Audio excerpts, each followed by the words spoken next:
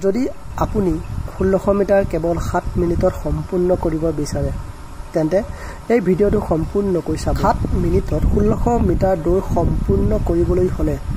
গোটেই দৌৰটোত এক সামঞ্জস্যপূৰ্ণ গতি বজাই ৰাখিব লাগিব মানে একে স্পিডত দৌৰিব লাগিব ধৰি লওক আপুনি যেটো স্পিডত ষ্টাৰ্টিং পইণ্টৰ পৰা আৰম্ভ কৰিছে দৌৰ শেষ নোহোৱাৰ পৰ্যন্ত মানে আপোনাৰ ফাইনেল ডেষ্টিনেশ্যন নোপোৱালৈকে আপুনি সেই একে স্পিডতে দৌৰি থাকিব লাগিব মাজতে লাহেকে কৰিছো আকৌ স্পিড দৌৰিছো তেনেকে নহয় একেটা স্পিডতে আপুনি দৌৰি থাকিব লাগিব 7 মিনিটত 1600 মিটাৰ কেনেকৈ সম্পূৰ্ণ কৰিব তাক সহায়ক হোৱাকৈ কেইটামান টিপছ আগবঢ়ালো আপোনালোকলৈ টিপছ নম্বৰ 1 ৱাৰ্ম আপ আঘাত ৰোধ কৰিবলৈ আৰু দৌৰ উন্নত কৰিবলৈ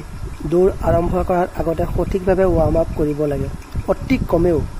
আপুনি 5 মিনিট সময় ৱাৰ্ম আপ কৰি ল'ব লাগে যাতে আপোনাৰ সম্পূৰ্ণ শৰীৰটো ফ্লেক্সিবল হৈ যায় নম্বৰ 2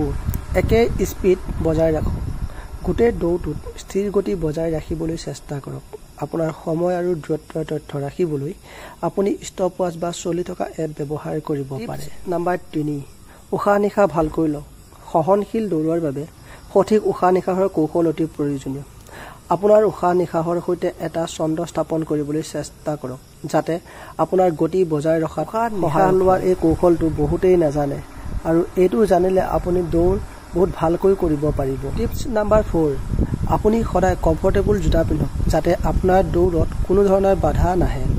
মনত ৰাখিব সদায় পাতল জোতা ব্যৱহাৰ কৰিব যিটো জোতা পিন্ধি আপুনি সদায় প্ৰেক্টিছ কৰে সেই জোতাযোৰ দি ফাইনেলত দৌৰিব কেতিয়াও নতুন জোতা ব্যৱহাৰ নকৰিব নম্বৰ 5 আপুনি আপোনাৰ সুবিধাৰ অনুসৰি এখন শেডিউল বনাই লওক আৰু সেই নিয়মৰ মতে দৌৰা আৰম্ভ কৰক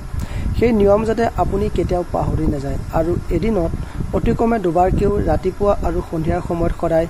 দৌৰিব যদি মোৰ ভিডিঅটো চাই ভাল লাগিলে তেন্তে লাইক আৰু সাবস্ক্ৰাইব কৰি দিব